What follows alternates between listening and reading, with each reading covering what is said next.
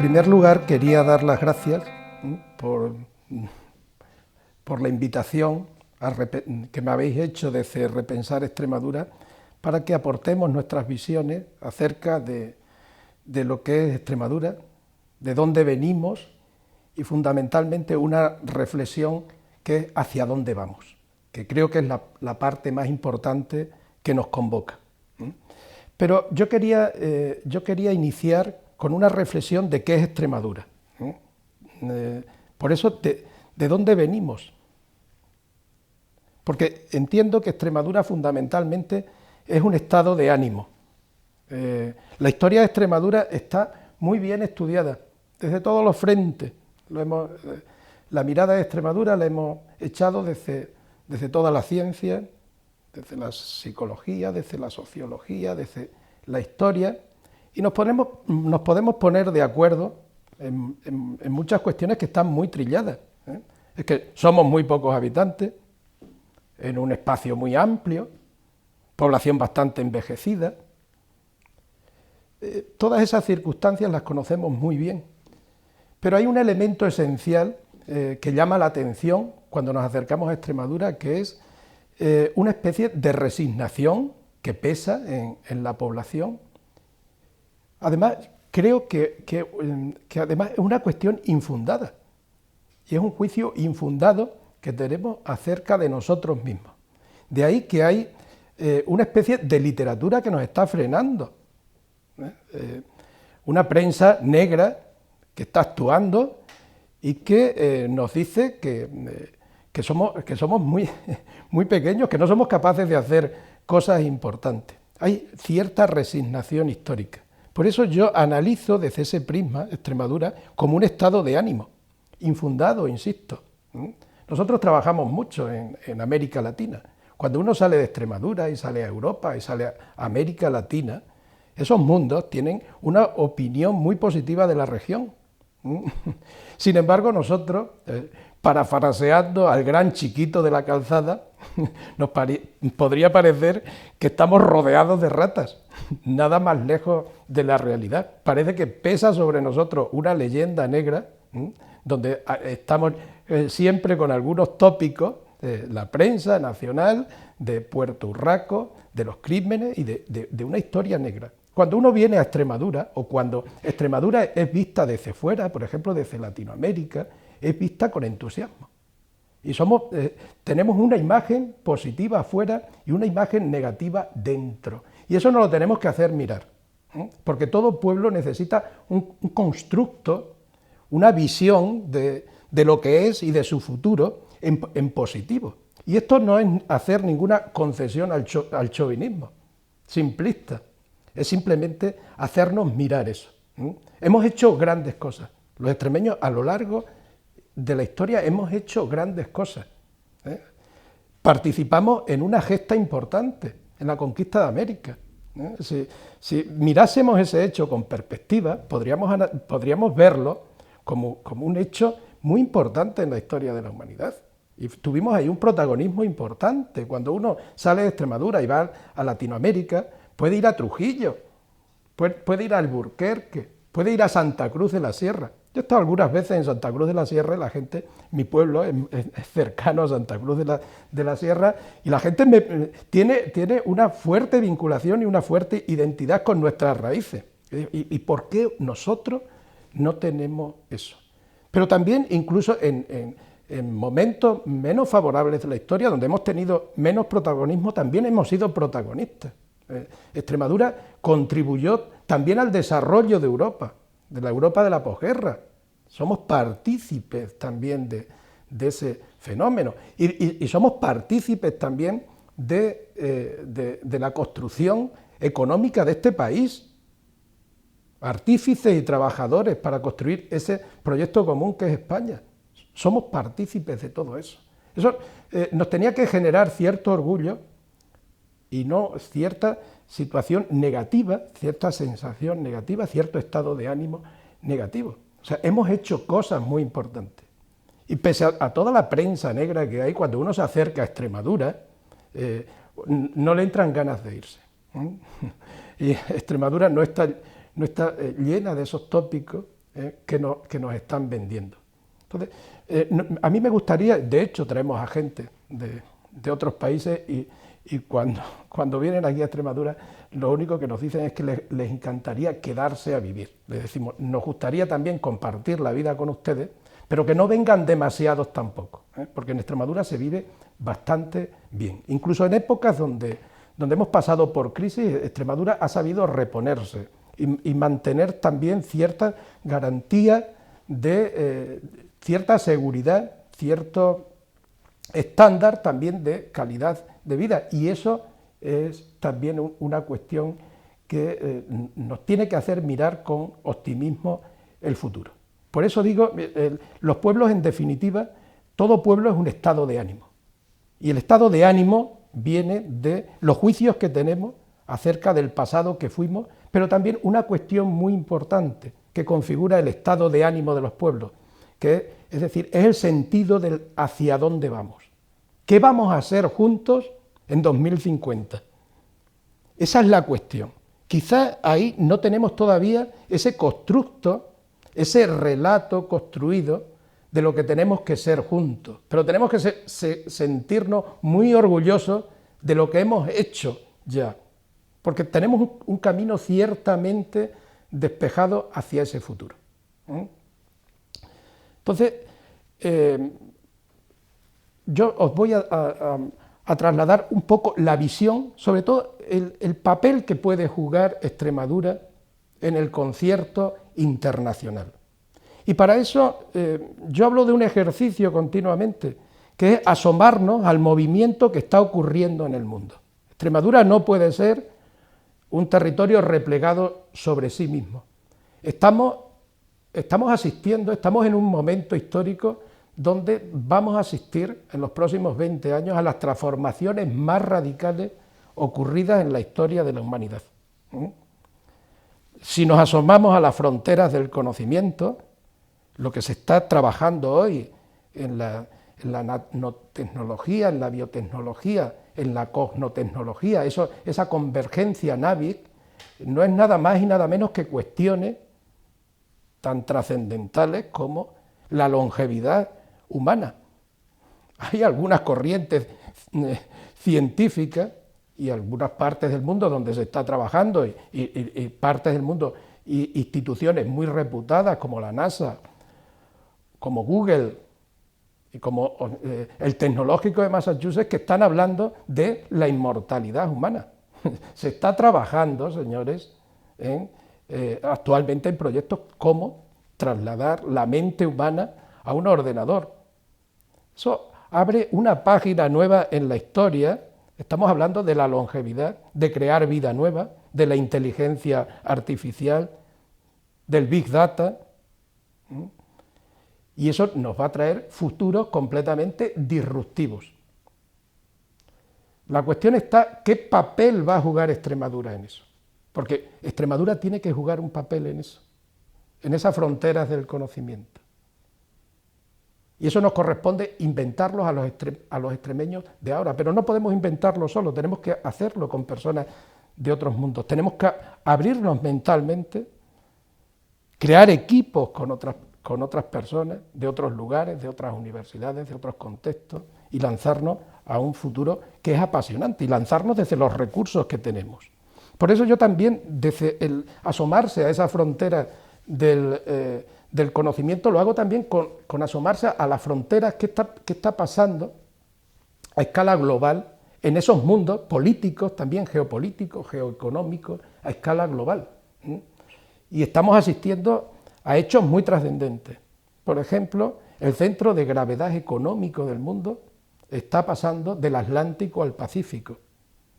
O sea, el futuro de Extremadura no podemos contemplarlo hoy sin tener un foco puesto en lo que está pasando en Asia, sobre todo en China, Japón. Es decir, ¿por qué digo esto? Porque van a ser, y son de hecho ya nuestros mercados, son nuestros clientes, son nuestros aliados. China tiene un mercado potencial de 1.400 millones de personas. O sea, no podemos obviar esa realidad. Cuando trabajamos este tema en algunos contextos nos dicen, bueno, pero China está muy lejos. es una realidad cultural diferente, sí, pero yo digo, estamos en Badajoz ahora mismo. Si paseamos por cualquier calle de Badajoz, vamos a ver cómo el mundo oriental está penetrando ya en nuestro mundo.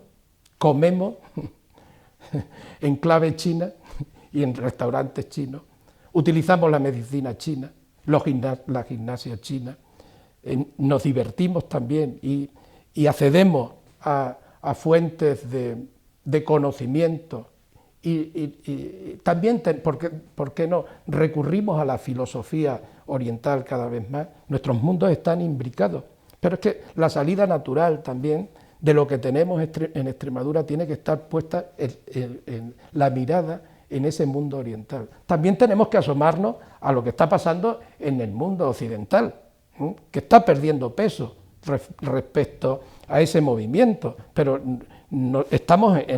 somos Europa, tenemos que hacer una apertura y abrirnos cada vez más a nuestro entorno para ser más influyentes. Pero también tenemos el mundo latino, que tengo la suerte de conocer un poco mejor. Somos una auténtica referencia en cualquier país latinoamericano. Extremadura es una referencia natural. Nos une la historia, nos unen los sentimientos, nos unen también las ganas de hacer cosas juntos, de enfrentar retos juntos, retos muy palmarios y en algunos casos muy preocupantes que tenemos. El despoblamiento rural, que lo tenemos como un desafío tremendo. Tenemos que mirar a un mundo con el que guardamos unas relaciones históricas y culturales que está dispuesto a compartir también la vida con nosotros. Tenemos que hacer esa apertura mental. El mundo latino es el que más está creciendo en América del Norte y con ese crecimiento se introducen costumbres, visiones del mundo, consumo de productos, todo un movimiento en el que tenemos que ser partícipes y estar atentos permanentemente. Pero también tenemos otras conexiones. Con el mundo árabe hemos tenido conexiones históricas y cada vez tenemos más cercanía, cada vez compartimos más espacio con ese mundo y lógicamente somos también un abastecedor de alimentos y de tecnología para ese mundo. Lo mismo podríamos decir para el mundo judío, que también, con el que también tenemos unas raíces históricas y tenemos que buscar esos lazos de familiaridad para estar interrelacionados con el mundo. Extremadura tiene que ser significativa para todos esos mundos y ese movimiento que he citado. Pero también hay otro mundo que se está constituyendo, que es un mundo al que vamos inexorablemente, que es al de las megalópolis. La población mundial se está concentrando en grandes aglomeraciones, en grandes ciudades, y eso viene a desequilibrar, viene a generar desequilibrio entre lo rural y lo urbano. Extremadura también, como realidad rural, es fuente de servicio, de disfrute, de retiro y de naturaleza para esos mundos de las megalópolis que están buscando también espacio para descomprimir un poco esas tensiones que están ocurriendo y esas formas de vida extremadamente urbanas que están abriéndose paso, ¿no?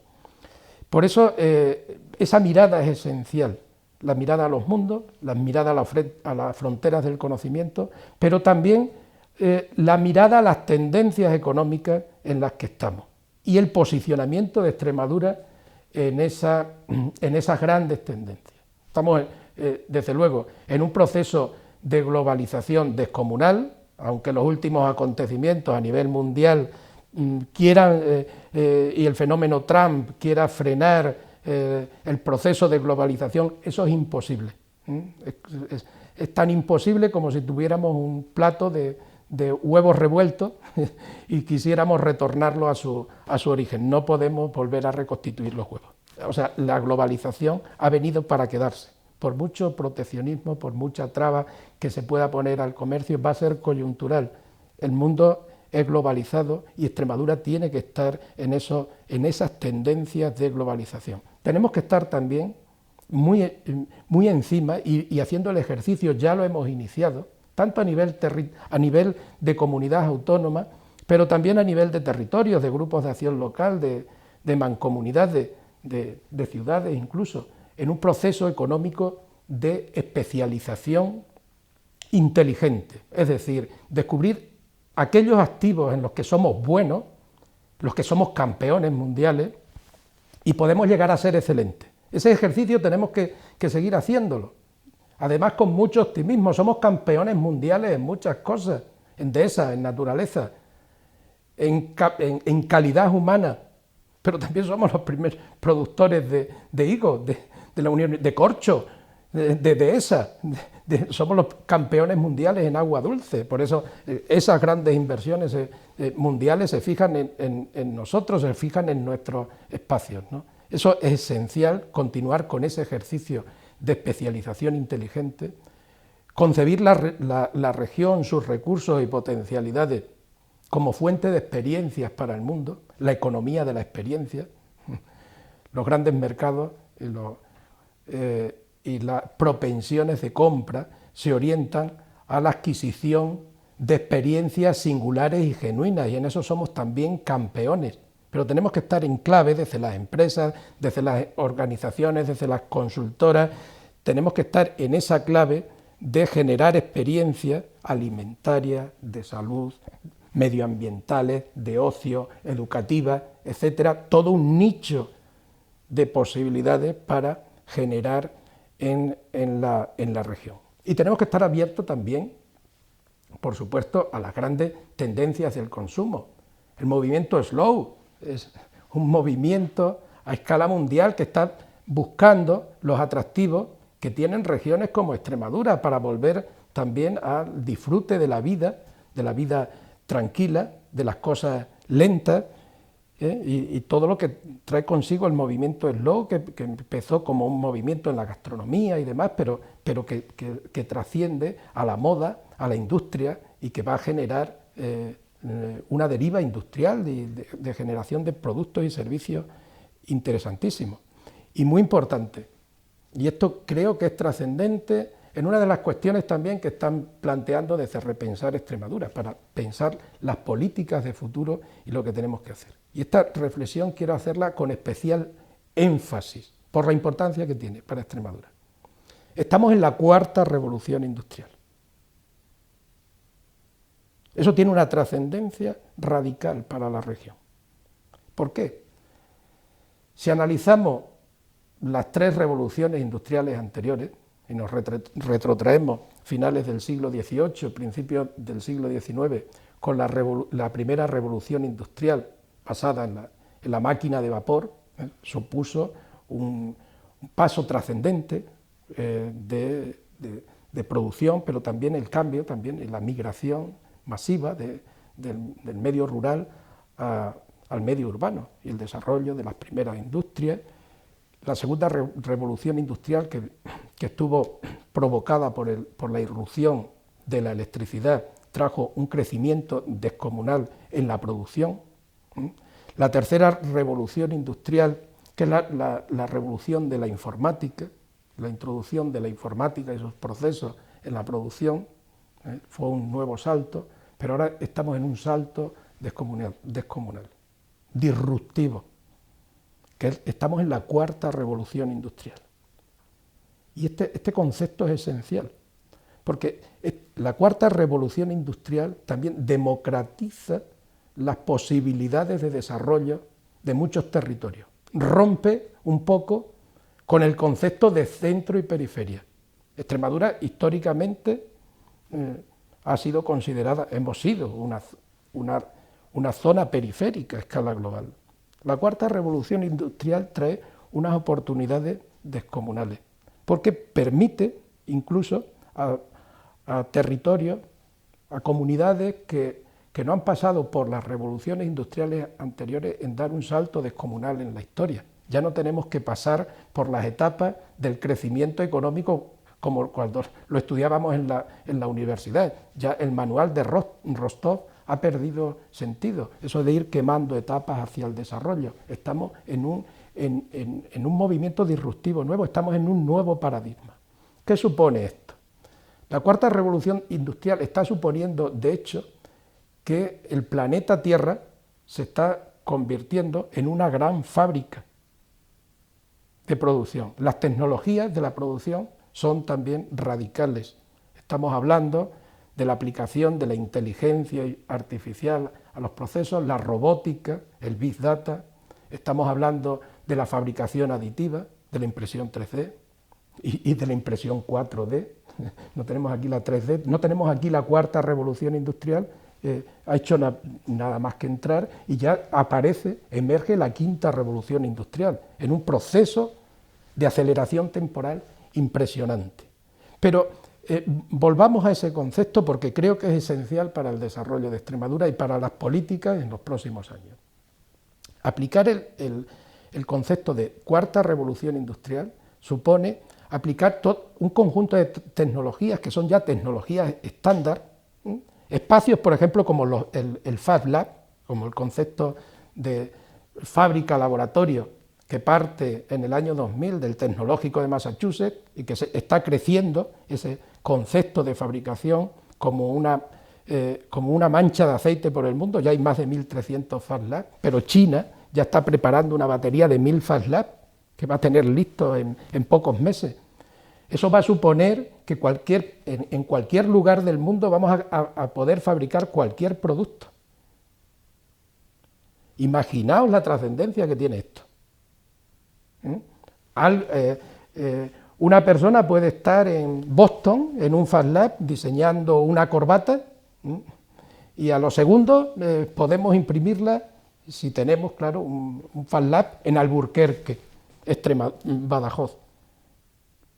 Y eso apliquémoslo a cualquier tipo de producto.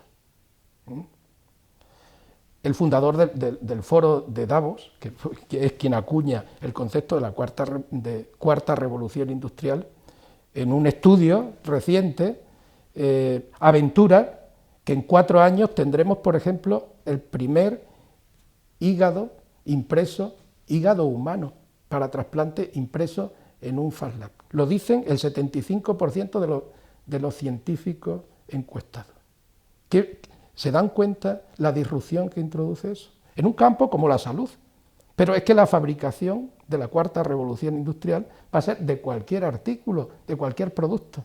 ¿Se imaginan lo que supone también y el beneficio que va a suponer para el medio ambiente? El que podamos fabricar los productos en el lugar donde los vamos a consumir. Incluso disrupciones más grandes, que están también enlazadas con un gran proyecto de la región, Extremadura 2030, economía verde y circular, el poder convertir los residuos en materias primas para fabricar productos. Todo esto va a generar unas disrupciones tremendas. En España, el Hospital Madre Deo, que tiene su Fab Lab, ya está fabricando piel humana.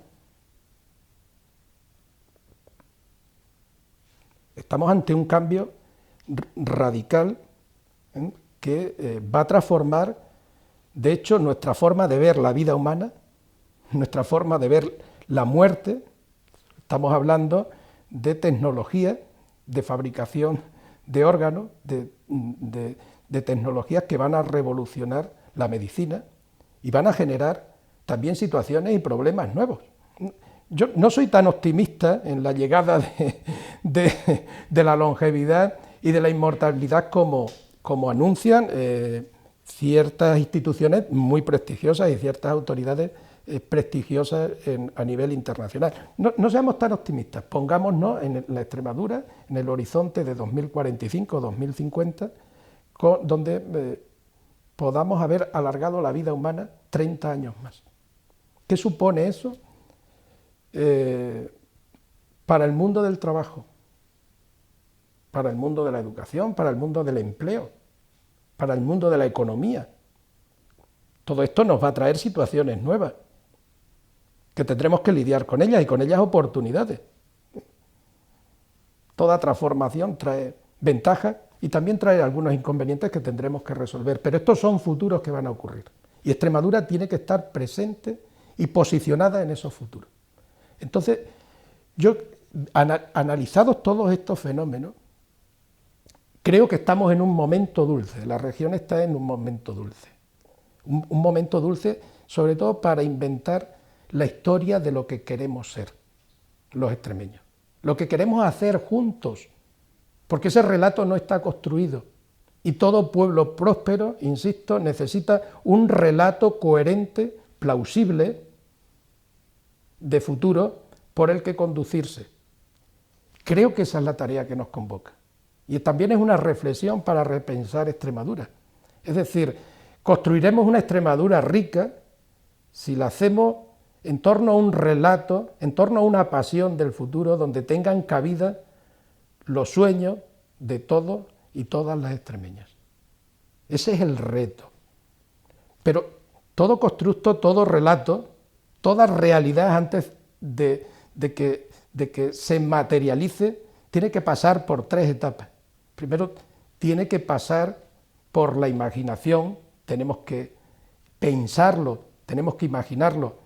Después tiene que generarse en las conversaciones sociales de la gente y después es cuando lo materializamos en la práctica. Pero necesitamos como foco ese relato y eso es esencial para los próximos años. También hay un elemento esencial que creo que es trascendente y donde tenemos una amplia lista de deberes. Y es en lo relativo a la adquisición de nuevas competencias. Nuestro modelo económico, nuestro modelo social, nuestro modelo productivo estuvo diseñado para la primera, segunda, tercera revolución industrial. Nosotros, si queremos ser viables en el futuro, tenemos que abrirnos al desarrollo de nuevas competencias, para las cuales no están preparadas nuestras universidades ni centros educativos. Tenemos que hacer un esfuerzo titánico por incorporar lo que son las competencias genéricas, las competencias clave para el siglo XXI, a nuestro acervo, si queremos ser viables y si queremos ser un pueblo potente en las próximas décadas. Y eso nos convoca a todos. Eso no es un ejercicio que podemos exigirle al presidente o al rector o a la rectora de la universidad. Es que es un trabajo que nos convoca a todos, y un trabajo que nos convoca de abajo arriba, es un trabajo que nos convoca a los padres como padres, que convoca a los jóvenes, que convoca a profesores y a profesoras, que convoca a autoridades. Aquí no hay culpables, podemos debatir mucho sobre la educación y decir la educación que nos gustaría y buscar culpables, que es lo más fácil. No hay culpables. Tenemos una situación nueva, tenemos que enfrentarla y tenemos que enfrentarla desde diversos focos y con nuestra responsabilidad ciudadana por delante. Parafraseando un poco a Kennedy, es el momento no para decir qué puede hacer Extremadura por nosotros, sino qué podemos hacer nosotros, cada uno de nosotros como ciudadanos anónimos y como ciudadanos y también como instituciones, como empresas, por Extremadura. Ahí está el reto. Construyamos ese relato, ese constructo, porque eso es un ejercicio que se hace, pero es un ejercicio que hay que hacerlo con la ciudadanía, porque, insisto, en ese relato tienen que estar los sueños de todos y todas. Llevamos un tiempo también reflexionando sobre esto, ¿no? Tenemos un documento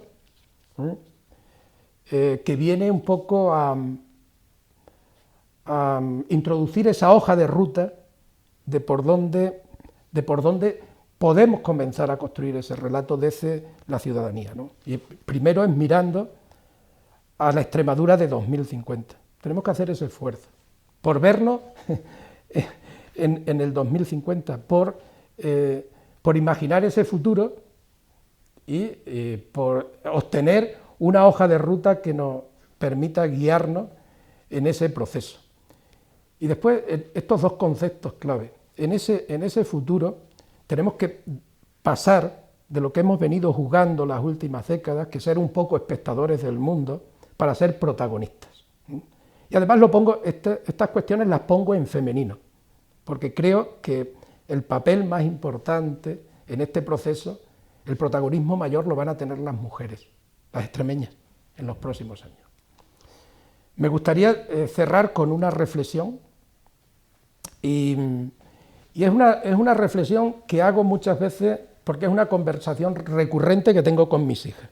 Mis hijas están estudiando en la universidad, mi hija pequeña ha comenzado la universidad este año, mi hija mayor está terminando este año la universidad.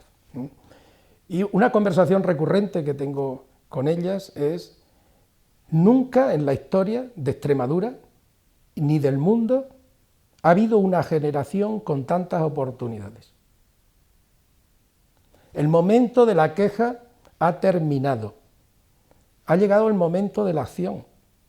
Tenemos todos los recursos a nuestro alcance para transformar nuestro mundo. Era inimaginable en mi época, y en la época de mis padres mucho menos, y la de mis abuelos muchísimo menos, tener al alcance de nuestras manos todo el conocimiento generado por el ser humano dentro de un teléfono. La posibilidad de construir redes de relaciones y alianzas con personas de todo el mundo. Esos inactivos que están ahí, que tienen que ser acompañados de nuevas competencias, son esenciales. Yo no les digo a mis hijas que se queden en Extremadura. Les digo que salgan de Extremadura, que se vayan, porque tienen que conocer el mundo oriental, porque tienen que conocer las fronteras del conocimiento. Pero también les pido que vuelvan, que estén en una conversación permanente con el mundo, que muestren Extremadura al mundo, que enseñen Extremadura a la gente con la que van a trabajar en el mundo, porque también queremos que esa gente mire a esta realidad que estamos construyendo aquí. Pero el mundo no puede ser replegado sobre sí mismo. No puedo decir, haciendo este análisis que he hecho a mis hijas, que se queden en Extremadura a vivir para siempre, porque el mundo del futuro no va a ser así. El mundo del futuro va a ser movimiento, va a ser acción, va a ser ir y venir. Vamos a asistir a un ir y venir de personas en el mundo. Y ese ir y venir tiene que ser transitado por personas flexibles, que aprovechen sus oportunidades. También les digo a mis hijas, y esto es un mensaje también para los jóvenes, que no se declaren jóvenes, que no se puede ser joven y estar en casa hasta los 35 o a los 40 años, que cuando se tienen ya 16 o 17 años ya se es responsable. Y uno tiene que construir su proyecto vital. No nos podemos declarar en este mundo jóvenes, porque perdemos oportunidades, ni tampoco nos podemos declarar viejos. Porque el mundo en el que vivimos exige nuestra presencia, pero sobre todo nuestra apertura mental. Nos exige mirar al futuro con otros ojos. En definitiva, ponernos también en contacto con la poética de lo que somos y los valores que nos han traído hasta aquí, ¿no? Porque como seres humanos somos limitados en una visión también de crecimiento permanente, de abandonar un poco esos tics y esos pensamientos limitantes que nos han dicho siempre: yo soy así, el mundo es así, esto es así. Esa resignación que hemos tenido también un poco en las entrañas, que viene también de una tradición filosófica de más de 2500 años, tenemos que espabilarla un poco. Tenemos que construir también pensamiento nuevo y acción nueva, porque el mundo en el que viene va a ser acción e innovación.